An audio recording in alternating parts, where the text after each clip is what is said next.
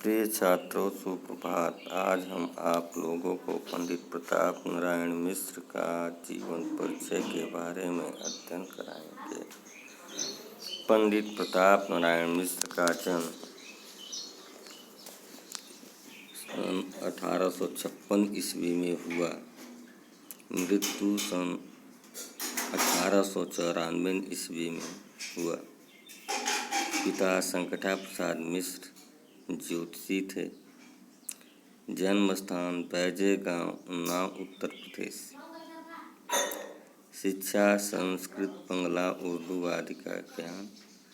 साहित्यिक विशेषताएं: प्रारंभिक लेखक होते हुए भी श्रेष्ठ निबंधों की रचना की। आँख कान जैसे साधारण विषयों पर भी सुंदर निबंध रचना। भाषा शैली प्रवाहपूर्ण, हास्य विनोद का पुट, मुहावरों की चहल पहल, भाषा में चमत्कार। रचनाएं: 50 से भी अधिक पुस्तकों की रचना। प्रताप नारायण मिश्र ग्रंथावली सभी रचनाओं का संग्रह प्रकाशित हो चुका है। जीवन परिचय: पंडित प्रताप नारायण मिश्र का जन्म उन्नाव जिला के बैजे गांव में सन 1856 ईस्वी में हुआ था। इनके पिता पंडित संकटा प्रसाद मिश्र एक ज्योतिषी थे। वे पिता के साथ बचपन से ही कानपुर आ गए थे। अंग्रेजी स्कूलों की अनुशासनपूर्ण पढ़ाई इन्हें रुचिकर नहीं लगी। फलतः घर पर ही अपने बंगला, अंग्रेजी, संस्कृत, उर्दू, फारसी का अध्ययन किया। लावनीबाजों के संपर्क में आकर मिश्र जी ने लावनियाँ लिखनी शुरू की और यहीं से इनकी कविता का श्री गणेश हुआ। बाद में आजीवन इन्होंने हिंदी की सेवा की। कानपुर के सामाजिक राजनीतिक जीवन से भी इनका गहरा संबंध था। वे यहाँ की अनेक सामाजिक संस्थाओं से संबद्ध थे। इन्होंने कानपुर में एक नाटक सभा की स्थापना की थी।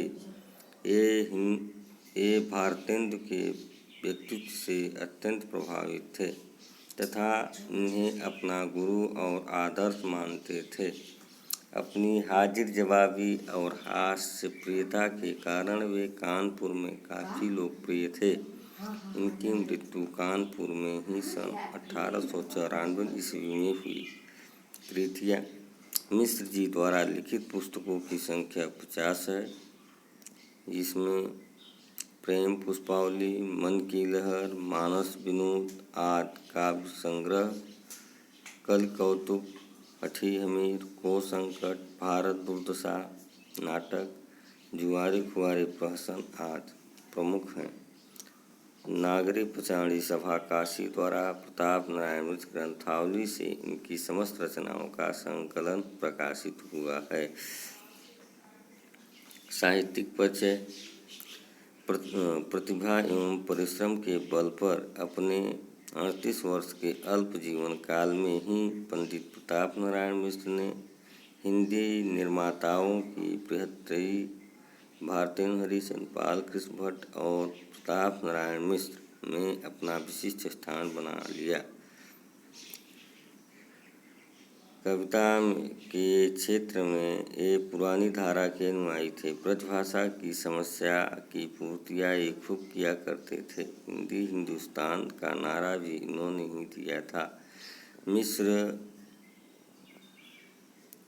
जी का उग्र और प्रखर स्वभाव इनकी कविताओं की अपेक्षा उनके निबंधों में विशेष मुखर हुआ।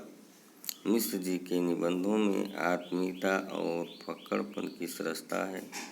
इन्होंने कुछ गंभीर विषयों पर कलम चलाई, जिसकी भाषा अत्यंत ही सीधी और परमार्जित है।